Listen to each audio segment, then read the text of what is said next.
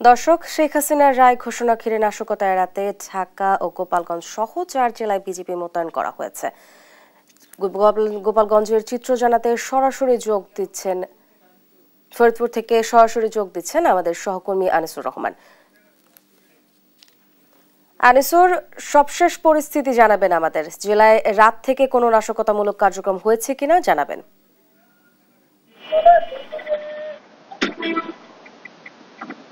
জুলাই গণহত্যা মামলায় মানবতা বিরোধী যে মামলা রয়েছে সেই মামলাকে কেন্দ্র করে সাবেক প্রধানমন্ত্রী শেখ হাসিনা সহ 3 জনের বিরুদ্ধে মামলা রায় হওয়ার কথা রয়েছে আজ।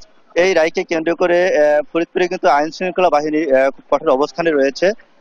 বিশেষ করে ক্ষমতাচ্যুত শেখ হাসিনা এবং আসাদুজ্জামান খান কামাল এবং সাবেক আইনজীবী আব্দুল্লাহ আল মামুন সহ যে 3 জনের বিরুদ্ধে আজকে মানবতা বিরোধী রায় হওয়ার কথা, সেই রায়কে কেন্দ্র করে কিন্তু শাটডাউন, আওয়ামী লীগের শাটডাউন যে ডাক দেওয়া হয়েছে সেটি কেন্দ্র করে কিন্তু গতকালকে সকালে ভাঙ্গার সোয়াদি এলাকায় 2-3টি গাছ ফেলে সকাল অর্থাৎ ভোর কুয়াশা থাকা অবস্থায় কিন্তু গাছের গুড়ি ফেলে কিন্তু তারা সড়ক অবরোধ করার চেষ্টা করে। আইন শৃঙ্খলা বাহিনীর কঠোর অবস্থানে থাকার কারণে কিন্তু সেটা তারা আর সফল করতে পারেনি। এর আগে যদি আমরা বলি যে ফরিদপুর ভাঙ্গাতে কিন্তু 2টি ইউনিয়ন পার্শ্ববর্তী সংসদীয় আসনে অন্তর্ভুক্ত করার প্রতিবাদে কিন্তু ভাঙ্গা থানা সহ বেশ কিছু প্রশাসনিক ভবনে কিন্তু তারা কিন্তু ব্যাপক নাশকতা করে, যার ফলে কিন্তু নাশকতা করার কারণে সেটিকে কেন্দ্র করে কিন্তু এই পর্যন্ত 29 জনকে গ্রেফতার করা হয়েছে। এবং গত 13 নভেম্বরে কিন্তু এই ফরিদপুরের লকডাউনকে কেন্দ্র করে ভাঙ্গাতে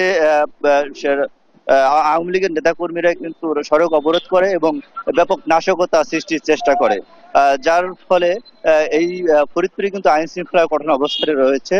বিশেষ করে ফরিদপুরে 4 প্লাটুন বিজিবি, 6 প্লাটুন সেনাবাহিনী এবং 400 পুলিশ এপিবিএম মোতায়েন করা হয়েছে। এছাড়া আজকে আমরা এই ভাঙ্গা উপজেলা নির্বাহী কর্মকর্তা যিনি রয়েছেন তার সাথে কথা বলে যেমনটি জানতে পেরেছি যে আজকেই কিন্তু আরো 700 সেনাবাহিনী মোতায়েন করার কথা রয়েছে। বিশেষ করে গতকালকে সন্ধ্যা থেকে কিন্তু এই আইন শৃঙ্খলা বাহিনী কঠোর অবস্থানে দেখা গেছে, সকাল থেকে দেখা গেছে, তবে সন্ধ্যা থেকে আইন শৃঙ্খলা বাহিনী পুরোপুরি কঠোর অবস্থানে দেখা গেছে। আপনারা দেখতে পাচ্ছেন এখনো কিন্তু আইন শৃঙ্খলা বাহিনী কঠোর অবস্থান রয়েছে। বিশেষ করে লোকাল যে যানবাহনগুলো রয়েছে সেগুলো কিন্তু স্বাভাবিকভাবে চলাফেরা করছে এবং দূরপাল্লার যে যানবাহনগুলো রয়েছে সেগুলো কিন্তু 2-1টা করে ঢিলেঢালাভাবে চলছে। এই ছিল আমার কাছে ফরিদপুর থেকে এই সর্বশেষ তথ্য।